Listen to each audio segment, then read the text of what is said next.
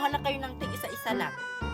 Tig isa-isa lang po ba kami? Di pwede dalawa kami.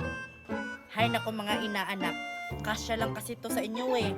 O, kumuha na kayo. Sige po, Ninang, kukuha na kami.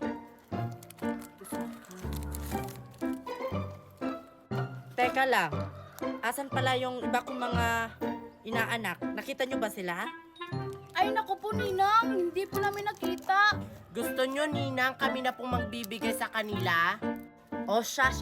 Kayo na lang magbigay sa mga iba ko pang mga inaanak. O, tsaka yung lalagyan ha, ibalik niya sa bahay. May gagawin pa kasi ako. Marian, ibibigay ba natin to sa kanila? Sayang oh, ang dami-dami, ang sarap-sarap. Ibigay natin, no? Lago tayo kay Ninang. Sa bagay, tayo yung inutusan magbigay. Tatara na, hanapin na natin sila.